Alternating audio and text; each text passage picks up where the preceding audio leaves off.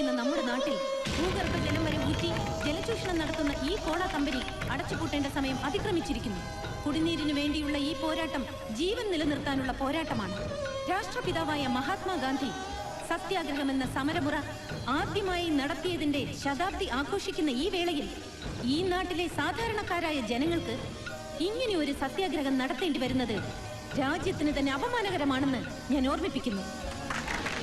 മറവികൾക്കെതിരെ ഓർമ്മകൾ നടത്തുന്ന സമരമാണ് സ്വാതന്ത്ര്യമെങ്കിൽ ഇതും ഒരു സ്വാതന്ത്ര്യ സമരമാണ്. എല്ലാ ജനങ്ങളുടെയും ജന്മാവകാശമാണ് കുടിവെള്ളം.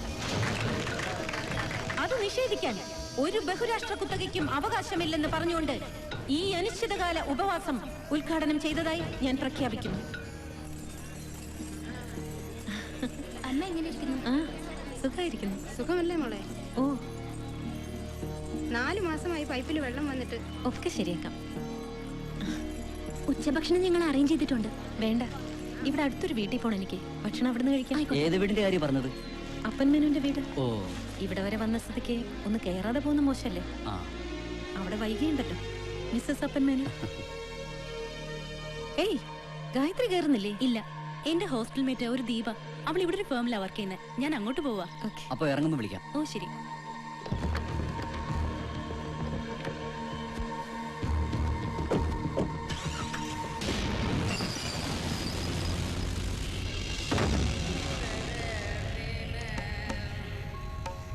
എക്സ്ക്യൂസ് മീ, വൈക വരൂ.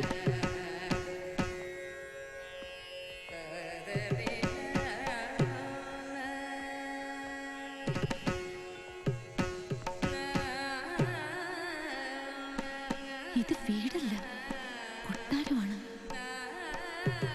വന്നോളൂ.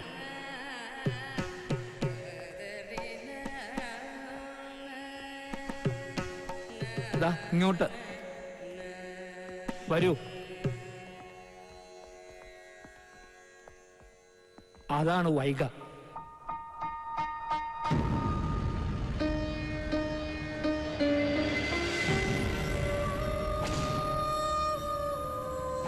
വൈഗ എന്റെ ഭാര്യ.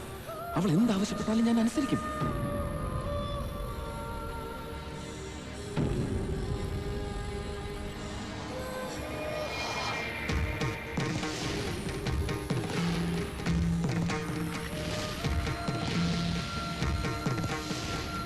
വൈഗ മരിച്ചിട്ട് 1 വർഷം കഴിഞ്ഞു.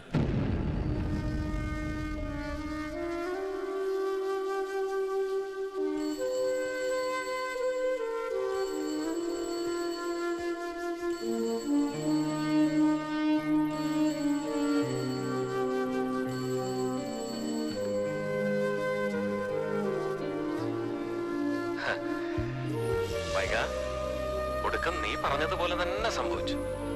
ഇപ്പോ സൂസൻ എനിക്ക് ഫ്രണ്ടാണ്, ഒരു നല്ല ഫ്രണ്ട്. സൂസന്റെ മമ്മയ്ക്കും എന്നെ വലിയ ഇഷ്ടമാണ്.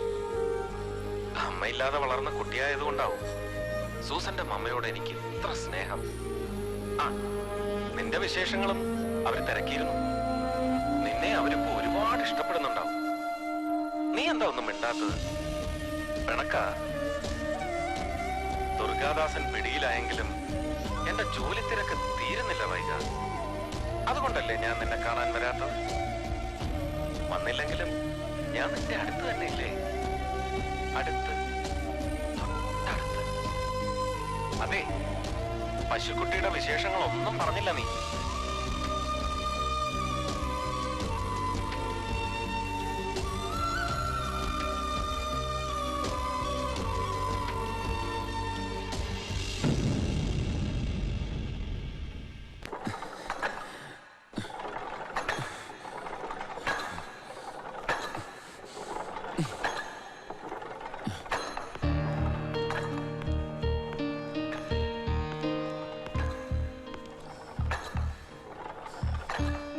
സർ, എന്തൊക്കെയുണ്ട് വൈകിയുടെ വിശേഷങ്ങൾ? അവിടെ മാരിയമ്മൻ കോവിൽ ഉത്സവം വരണമെന്ന് നിർബന്ധം പറഞ്ഞിരിക്കുക അവള്. പോകുന്നില്ലേ? ഇല്ല, ഇവിടെ ജോലി തിരക്കല്ലേ. എന്നാ ഞാൻ പോവാം. വേണ്ട, വൈകിക്ക് ചിലപ്പോ അത് ഇഷ്ടാവില്ല. ഇഷ്ടാവും. ഞങ്ങൾ തമ്മിൽ കാണുകയും പരിചയപ്പെടുകയും ഒക്കെ ചെയ്തു.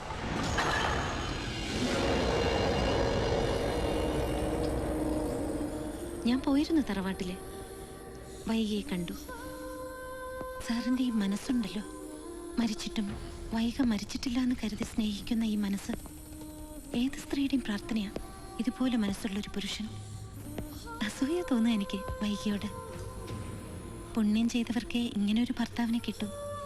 ഇഷ്ടമായി, ഒരുപാട് ഇഷ്ടമായി.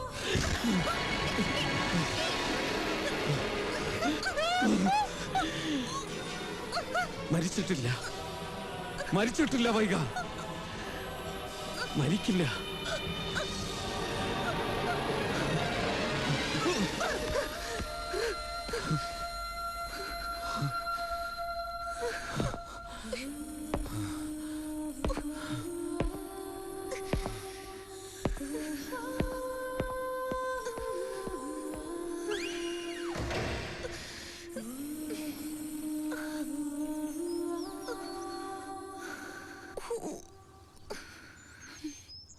നീ എന്തിനാ അങ്ങനെയൊക്കെ പറയാൻ പോയത്? അത്രയ്ക്ക് സ്നേഹിച്ചിട്ടുണ്ടാവും അപ്പൻ വൈകിയെ. പണ്ട് നിന്റെ പപ്പ മരിച്ച സമയത്ത് അപ്പന്റെ അതേ മാനസികാവസ്ഥയായിരുന്നു എനിക്ക്. പപ്പ മരിച്ചു എന്ന് ആരെങ്കിലും പറഞ്ഞാ ദേഷ്യം വരും. എനിക്ക് അപ്പനോടുള്ള ഇഷ്ടം കുറയല്ല മമ്മ, കൂടുക ചെയ്തത്. എന്നെ സംബന്ധിച്ചിടത്തോളം ഇതുവരെ അപ്പൻ ഒരു സുഹൃത്ത് മാത്രമായിരുന്നു. ഇനി അങ്ങോട്ട് അങ്ങനെയല്ല. ക്യാരക്ടർ ഞാൻ വിടാൻ പോണില്ല അപ്പനെയും വൈകിയും. എനിക്കറിയണം അവരുടെ ജീവിതം. വിബ്ജിയോറിന് ശേഷം എന്തുകൊണ്ട് നോവൽ എഴുതുന്നില്ല എന്ന് ചോദിക്കുന്ന നിരൂപകരുണ്ട് ധാരാളം. അവരടക്കമുള്ള എല്ലാവർക്കും അപ്പനിലൂടെയും വൈകിയിലൂടെയും ഞാൻ മറുപടി പറയും. പക്ഷെ എങ്ങനെ കണ്ടുപിടിക്കും അവരുടെ ഭൂതകാലം? Spy work. Come to the point. അപ്പന്റെ ഓർഡറിൽ സഹദേവനില്ലേ, അയാൾ എനിക്കൊരു ഡയറി തരാന്ന് പറഞ്ഞിട്ടുണ്ട്. അപ്പന്റെ ഡയറി. എനിക്ക് ഉറപ്പുണ്ട് അപ്പന്റെ ഡയറിയിൽ എനിക്ക് വേണ്ടതൊക്കെ ഉണ്ടാവുമെന്ന്. മമ്മ നോക്കിക്കോ, വൈക ആ ഡയറിയിലൂടെ പുനർജനിക്കും.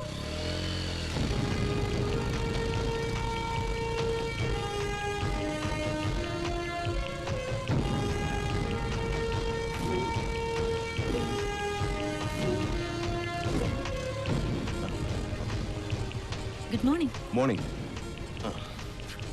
മോളൊരു എഴുത്തുകാരി ആയതുകൊണ്ടാണ് ഞാനിത് എടുത്തു തരുന്നത്. അപ്പൻ സാറങ്ങാനും ഇതറിഞ്ഞാ അറിയില്ല. ഇന്നത്തെ ഒരു രാത്രി മതി എനിക്ക്. വായിച്ചിട്ട് നാളെ തന്നെ തിരിച്ചു തന്നോളാം.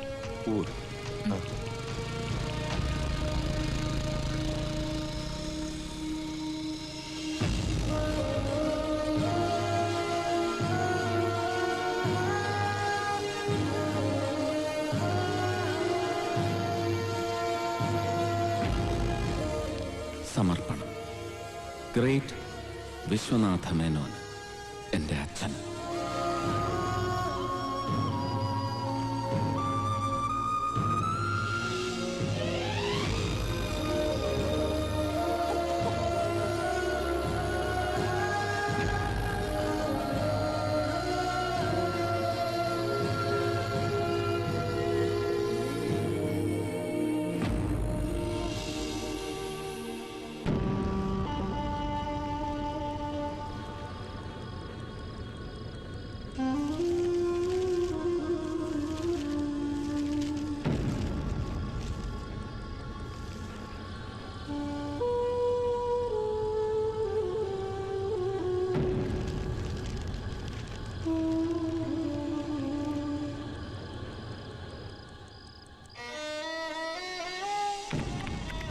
ശിവഗംഗ. ഇവിടെയാണ് ഞാൻ എൻ്റെ ബാല്യവും കൗമാരവും ചെലവഴിച്ചത്.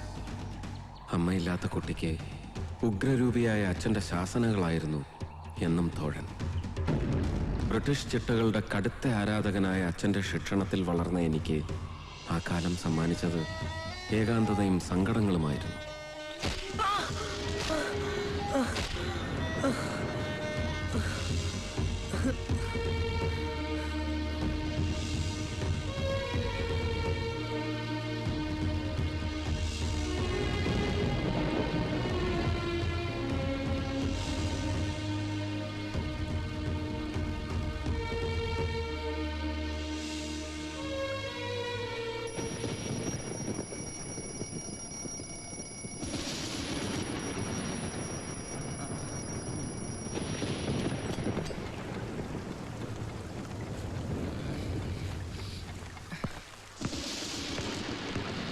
രാമൻ നായരെ, എവിടെ അപ്പൻ? എണീറ്റില്ലേ അവൻ? നല്ല മഴയല്ലേ, ഉറങ്ങട്ടെ പാവം.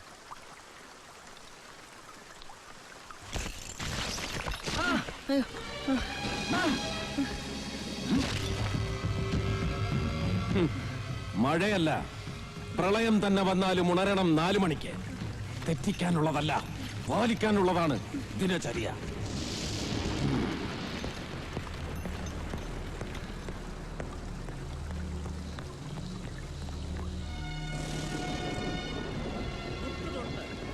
തൊട്ട് കൈ നേരെ കൂട്ടിത്തൊഴുത്, തൊട്ടു വന്നിച്ചമർന്ന് വലിഞ്ഞമർന്ന് വലത്ത് നടന്ന് കളരി തൊട്ട് വന്നിച്ചു, വലത്തുകാൽ തൂക്കി വലത്ത് കൊണ്ട് നീക്കി ചവിട്ടി, ഇടത്തുകാൽ തൂക്കി ഇടത്ത് കൊണ്ട് നീക്കി ചവിട്ടി.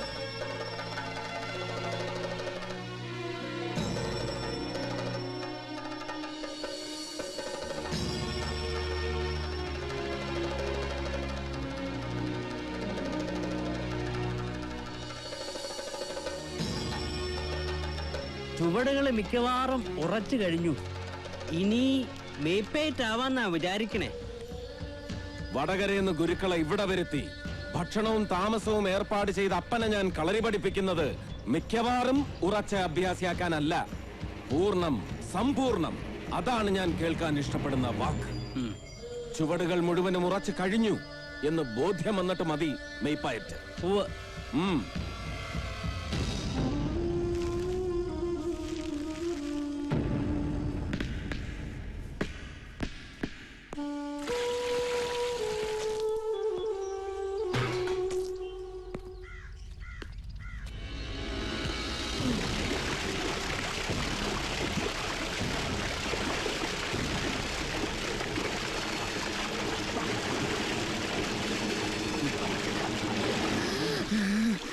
കര പോലെ വഴങ്ങണം കടലും. ജലത്തെ ജയിക്കാനുള്ള പാഠങ്ങൾ പരിശീലിപ്പിക്കാൻ ഈയൊരു മാർഗം സ്വീകരിച്ച അച്ഛൻ്റെ ഉള്ളിൽ അതായിരുന്നിരിക്കണം ചിന്ത.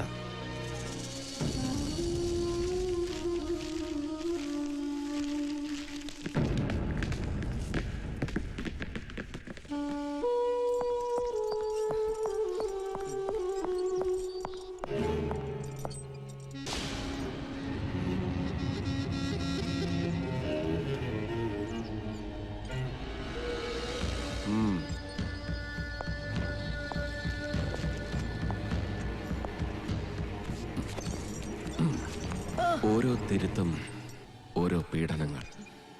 എന്നിട്ടും അച്ഛനെ ഞാൻ വെറുത്തില്ല. സത്യം.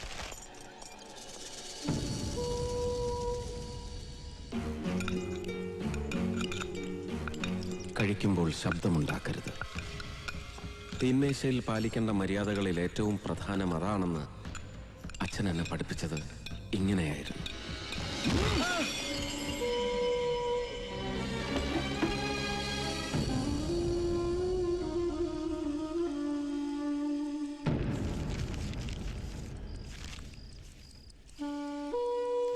വൈക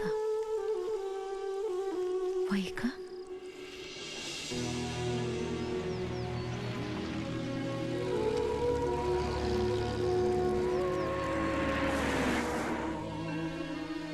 വൈക ഇവളെനിക്ക് സമ്മാനിച്ചത് പ്രണയത്തിന്റെ പൂക്കാലമാണ്. വൈകയുടെ ഓരോ നോട്ടങ്ങളും എന്നിൽ സ്നേഹത്തിന്റെ ഋതുക്കളായി മാറി.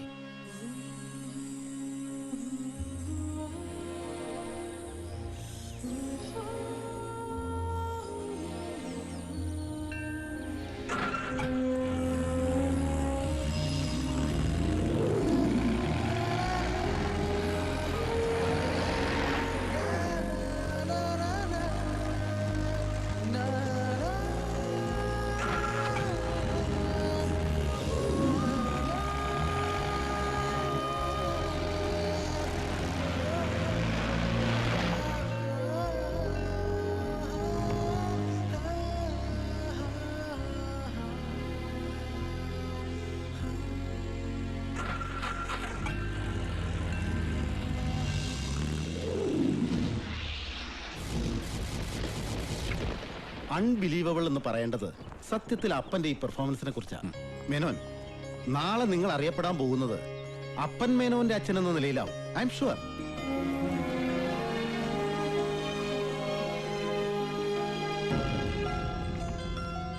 എന്താ നിനക്ക് വേണ്ടത് ഗിഫ്റ്റ് ആയിട്ട്? ചോദിച്ചോളൂ ചോദിച്ചോളൂ. ഒരു ബോൾ, ടെന്നീസ് ബോൾ.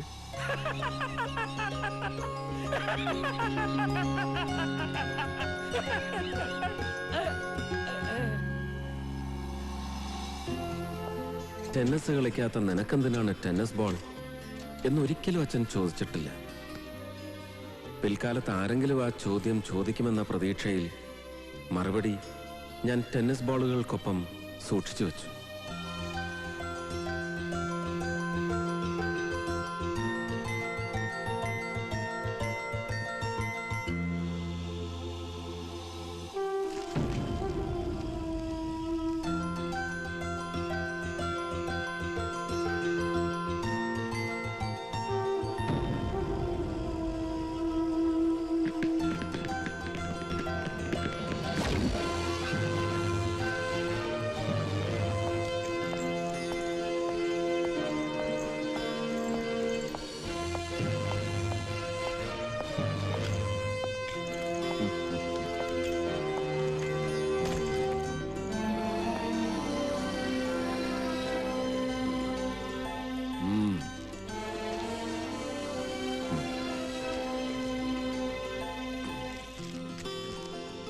സർവീസ് തുടങ്ങുന്നതിന് മുമ്പ് ഒരു ഉപദേശം കൂടിയേ ഇനി എനിക്ക് തരാനുള്ളൂ.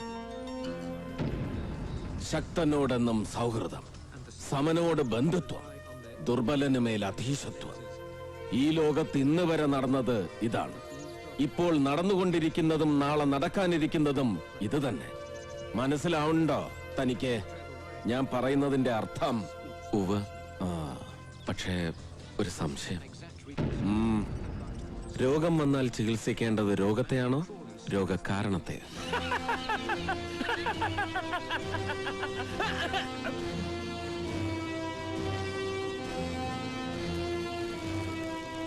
ചിലപ്പോൾ രോഗത്തെ, മറ്റു ചിലപ്പോൾ കാരണത്തെ. ശ്രുതം വേണ്ടത് വേണ്ടപ്പോൾ വേണ്ടതുപോലെ ചെയ്യാനുള്ള കഴിവ് അത് നിനക്കുണ്ട്. ബാക്കിയെല്ലാം വഴിയെ നീ പഠിക്കും, പഠിപ്പിക്കും. കാലം, ടൈം.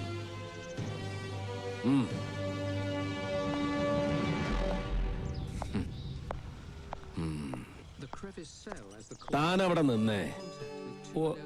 അവൻ പറഞ്ഞതിന്റെ അർത്ഥം മനസ്സിലാക്കിയിട്ടാണോ താൻ നേരത്തെ ചിരിച്ചത്? എടോ, രോഗകാരണത്തെ ചികിത്സിക്കാതെ രോഗത്തെ ചികിത്സിക്കുന്നതാ നമ്മുടെയൊക്കെ കുഴപ്പം. രണ്ട് വ്യക്തികൾ തമ്മിലോ വ്യവസ്ഥകൾ തമ്മിലോ ആശയങ്ങൾ തമ്മിലോ വിശ്വാസങ്ങൾ തമ്മിലോ സംഘർഷമുണ്ടാവുമ്പോ അതിന്റെ കാരണം കണ്ടെത്തി പരിഹരിച്ചിരുന്നെങ്കിൽ നമ്മുടെ നാട് എന്നേ നന്നായിപ്പോയനടോ. എനിക്ക് സന്തോഷമായടോ. അവൻ മിടുക്കനാ, താൻ പറയാറുള്ളത് പോലെ മിടുമിടുക്കൻ.